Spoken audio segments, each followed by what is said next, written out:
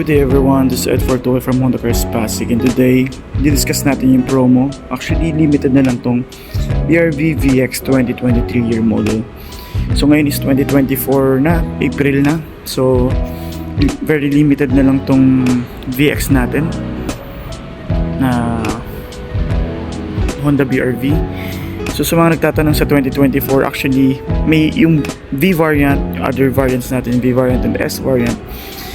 Nag-issue na tayo ng 2024 year model, pero ang difference lang niya from the 2023 is yung year model lang. So any minor changes or major changes sa unit, sa itsura, sa features and etc. wala pang nagbago. So ito pa rin kung sa mga nagpaplano dyan bumili ng 2023 and 2024, so pareho lang sila, wala pang nagbabago. So didiscuss natin dito yung mga features ng VX, very quick review lang, and kung ano ang makukuha natin na promo for this month of April. So guys, ito yung Honda BRV VX 2023 year model natin. Ang SRP nito is 1,390,000. So for cash price or cash discount natin, we have 145 cash discount. So check natin, inquire kayo sa akin, tanungin nyo kung ano yung kung gusto nyo pang madagdagan yung discount, just contact me, lalagay ko yung number ko dito. For the low down payment naman, ang kinagandahan dito, we have low down payment from 15. Huwag nyo nang isipin yung 15. Kung may 20% approval kayo, which is mas madaling pa-approve, I can offer you zero down payment and very affordable monthly. So ngayon guys, i-discuss natin yung features ng Honda BRV 1.5 VX. So mag-start tayo dito sa front. For the Honda BRV VX, we have the Honda Sensing. Kung familiar na kayo, ipopost ko dito kung ano yung mga features ng Honda Sensing. Ang Honda Sensing is additional safety features na ino-offer ng mga Honda models natin na merong ganitong features. So yun yung isa sa maganda. So may mga ibang client na naghahanap for the SNV, which is ngayon sa 2024 wala pa din. Sa mga planong bumili ng Honda BRV V variant, much better kung meron pang available sa dealer, ito nang kunin nyo, kasi for 145,000 almost the same na sila ng presyo ng Honda V, pero yung features niya, ayan, may Honda Sensing compared sa V, wala pa. Then next is LED. We have the LED headlights and DRL. Auto headlights siya. Since may Honda Sensing, naka-auto headlights siya. Auto high beam and low beam. Then, for the VX then is naka-piano black or glossy black yung grills natin. For the fog lights, ang fog lights natin is LED din syempre. So for under grills natin, naka-matte black siya na parang honeycomb. And we have the side seal or front chin silver. So ganyan pagka yung V and VX. So for S variant, matte black lang yan. So and then we have the matte black trim para mas macho or mas mukhang SUV ang unit, kasi ito is considered as subcompact SUV. So yan. So pagdating naman sa engine, ang engine ng Honda BRV VX natin, same lang naman sa lahat ng variants. We have the 1.5 engine with maximum output ng 121 horsepower and CVT transmission. So this one is lunar silver. Ang available ngayon, wag na kayo maghanap ng ibang kulay. Ang available right now is we have the lunar silver and meteorite gray metallic. So next one, dito tayo sa side. Sa side is 17 inches yung alloy mugs natin, and we have the matte black trim. So parang may illusion siya ng may parang balakang siya. Parang medyo nakalabas yung sa body. Para mas mukhang macho yung kotse, kasi this one is SUV, dapat medyo macho na itsura. And then ang disc brake ang brake natin for the front is a ventilated disc brake, and sa likod is drum brake naman. For the brake natin, we have also the ABS, anti-braking lock system, and meron tayong vehicle stability assist for safety or additional safety. So dito pansinin nyo, wala siyang blinker kasi naka-integrated na yung side turn lamp natin. Plus for the VX, we have the watch lane. Ito yung pag nag-sign tayo, nag-signal tayo, ng right, lalabas siya dito, lalabas yung kasi actually camera to lalabas dun sa screen natin yung image dito, or meron siyang button para for example magpo-park tayo para maiwasan natin yung gutter marks or blind spot kasi ito ng driver, makita natin dun sa screen. So other features ng Honda BR-V VX is we have the smart entry, so hindi nyo na kailangan pindutin. So compare sa keyless entry, pipindutin nyo pa, ito hawakan nyo dito, mag-unlock na yung holders nya. Then dito naman yung pinaka roof rail nya, yung silver. So ano din siya, parang illusion din siya for the SUV. So katulad ng CR-V natin, sa HR-V naman natin wala siyang roof rail. So parang ang dating kasi dito dati is parang baby na CR-V. So ito yung interior, so mamaya puntahan natin dito sa loob ang mga features ng interior. So napaka-ano lang naman dito. Sa dimension, ilalagay na lang natin dito yung details ng dimensions para maano natin. Tapos yung ground clearance niya sa 210mm. Yan. Mas mataas pa siya actually sa CR-V. So dito sa ano naman natin, sa rear design natin, naka shark fin antenna tayo. Yan, tapos dito may defogger, third brake light, tapos wiper. Tapos dito naman sa taillight natin, naka-smoke taillight siya, LED na siya. Yan. Tapos LED na rin yung plate light natin. Additional safety features for the VX natin, we have the 4-eye sensor. Tapos syempre lahat ito may mga silver sa side, sa front, chin, tsaka dito sa likod. Tapos single lang yung exhaust niya. For additional safety, merong reflectorize. Then meron siyang backup camera. So may backup camera na siya, tapos may back sensor na. Then dito check natin sa likod. Sa likod, kinagandahan dito sa Honda BR-V VX, meron na tayong tonneau cover. Tapos dito na rin yung tools, 50-50 split, pwede ma-fold ng 50-50 sa third row, tapos sa pagdating sa second row 60-40 naman siya. So yun. Pagdating sa VX natin, sa interior niya all black siya. So pagdating dito sa third row din, kinagandahan, meron siyang power outlet. Sa second row meron din, tapos may mga cup holder siya dito. Siyempre, for safety, meron din mga seatbelts yung mga nakasakay dito sa likod. So guys, check natin yung loob. Sa loob, ito yung itsura niya. Ayan. So all black siya dito, with accent lang ng silver. So isa-isahin natin yung mga features ng for VX. So sa VX yan, power fold na yung side mirror natin, tapos power na yung pag-adjust ng side mirror. Central lock, meron na rin power sa lock ng window and power window switches na dito. Kinagandahan din for VX, leather na dito sa may part ng sidings natin na leather para mas elegante. Yan yung loob. Tapos meron tayong silver na accent. Pati yung door handles natin is silver. Tapos syempre naka-tweeters na siya for mas magandang quality ng sounds.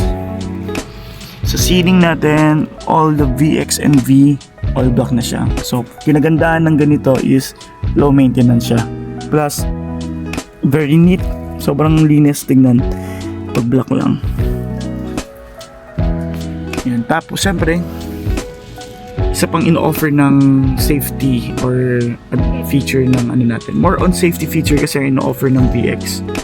So yung more on yung mga na-additional features natin. So meron tayong side curtain airbags.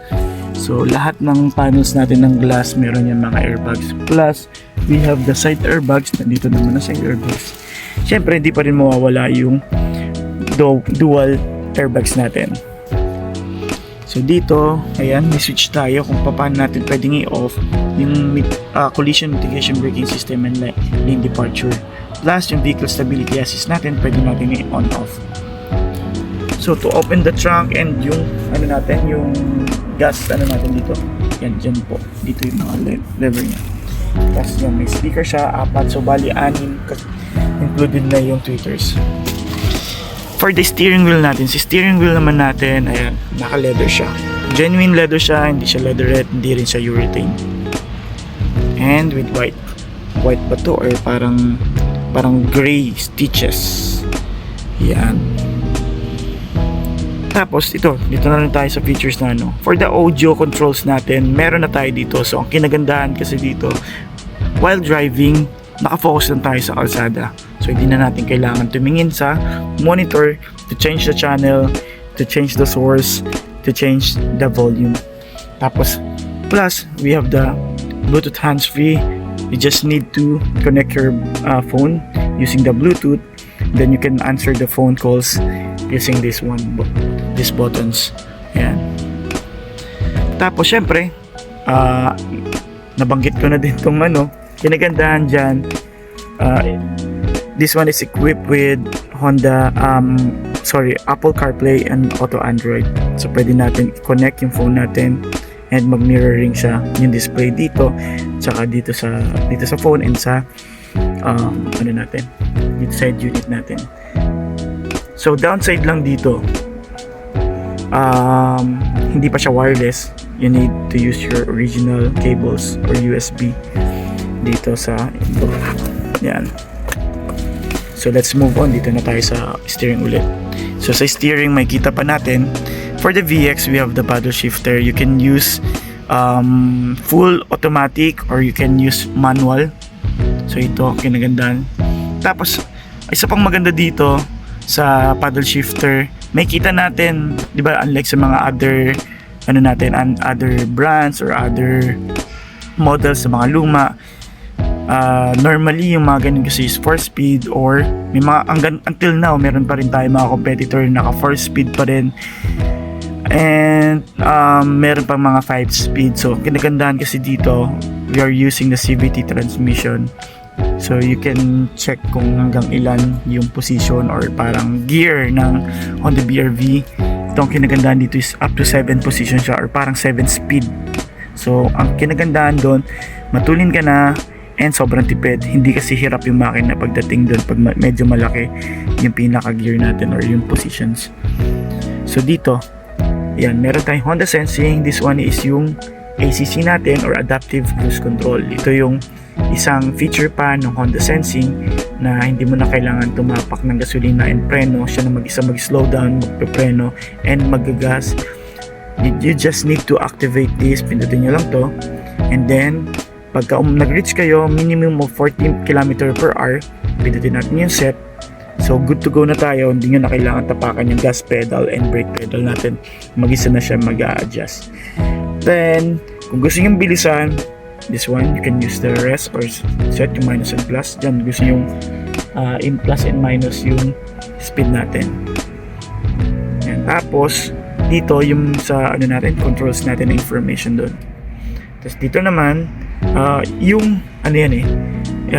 ito yung space natin from mismong kotse, tapos yung sa front natin, kumbaga yung pinaka safe distance na ibibigay sa atin, pwede natin i-adjust. Meron tayong lane assist. For lane assist naman, huwag nyo gagawin na autopilot to, kasi may mga client ako na ginagawang autopilot. Actually, hindi pa siya talaga ganun. Additional safety lang to, so kailangan nyo pa rin maging alerto. Tapos yun, meron tayong lead departure. Yan yung parang pag nakahinto tayo, tapos hindi kagad tayo nag-move, nag-warning siya. Meron tayong collision mitigation braking system. That's for Honda Sensing din, na nagpe-preno siya mag-isa kung malate kayo mag-react or mag-preno. Then what's next? Yan, paddle shifter, auto headlights, yan pwede on off, and yung fog lights, tapos yung wipers natin. Then kinagandahan dito is na-adjust siya, pero hindi pa siya telescopic yung steering natin, tilt pa lang. So dito naman push start pa rin siya, push start button. We also have, what do you call that, yung sa remote engine start. You can use that, for example, nasa sa open area tayo, sobrang init ng kotse, especially this one, we're using leather seats na so mas malakas siya mag-absorb ng heat, ng temperature.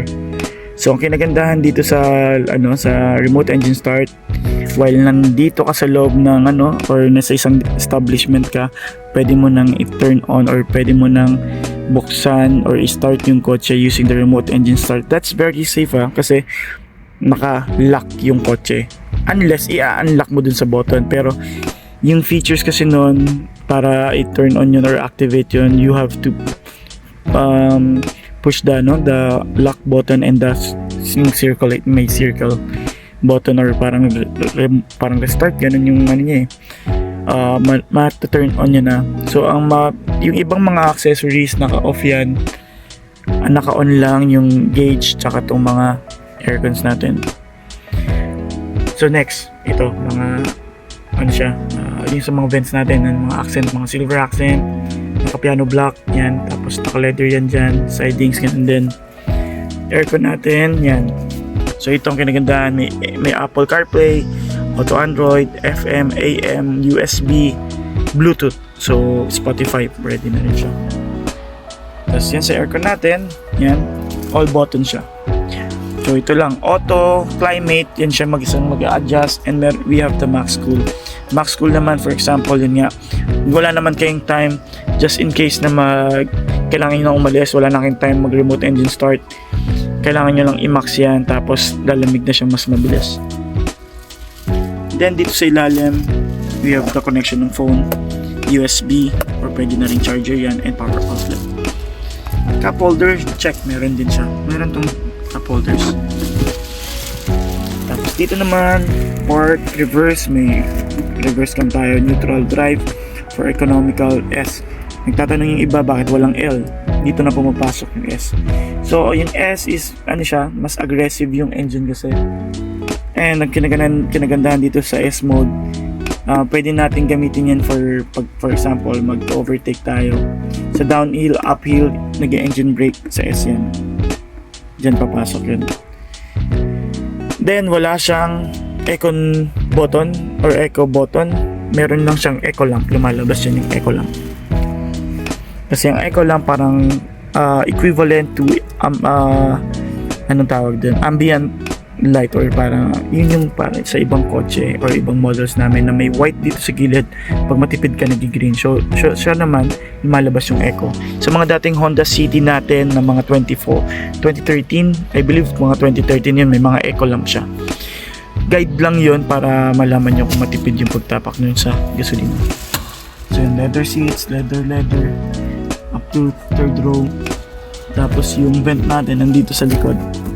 Yan. So that's it. So check natin yung second row. So guys, dito rin pala pwede nating i-adjust yung height ng driver's side lang. So ito yung switch button ng lane watch. So pag pinindot nyo yan, lalabas yung sa camera dito, yung image na makukuha nun dun sa may lane watch natin. Tapos pag nag-signal light kayo ng kanan, lalabas din siya dun. So check natin second row. So sa second row may armrest tayo. Konti lang naman di-discuss natin dito. Armrest. Tapos may mga grip bars tayo. Tapos ito yung vent niya for the second row. Actually, support to for the third row kasi dito sa second row inaabot pa siya dito sa may sa front. So ito, suporta lang yan para dun sa third row umabot din yun sa lamig dito sa likod. So yun guys, ito very limited lang to. So kung may mga naghahanap na, kung sino na nanonood ngayon, kung naghahanap kayo ng mas murang BRV, kung cash buyer kayo especially or PO buyer kayo, yun yung purchase order ng bangko. Ito pinaka the best sa atin kasi sobrang laki ng discount. 145, pwede ko pa kayong dagdagan ng discount doon. And may mga freebies na rin tayo. So kinagandahan dito sa nililibre ko na yung ceramic tint. So yan yung Honda BRV natin. Any questions, kung may mga concerns tayo, pwede nyo akong kontakin, iwan ko yung number ko dito. Tapos pwede nyo rin mag-comment kayo dito, pwede kayo mag-comment, sasagutin ko kayo kung may mga questions kayo. And pinaka the best, kung about sa transaction, you can contact me at my number. Ready Viber na siya or WhatsApp sa mga clients natin from abroad. We have the Facebook accounts naman, lalagay ko rin dito, and we have also the email. So yun, ito na yung ano natin. So yun, kung nagustuhan nyo yung video, please subscribe, please share it, paki-like na rin po. And this is quick review, hindi siya sobrang kumbaga detalyado, very quick review lang. For buyer's guide lang siya sa mga nagpaplanong bumili ng Honda BRV this month. So this one is very limited na lang, so hindi ko sure kung aabot pa to ng May. Pero kung maabot man ng May, we have the 24 year model na unit, same lang dito, wala pa siyang any minor changes. So yun, maraming salamat sa pagnood and pagsama sa akin. So yun, ini-invite ko na rin kayo to test drive our unit. That's for free na pwede nyo akong kontakin and schedule lang natin. So maraming salamat sa inyo and God bless.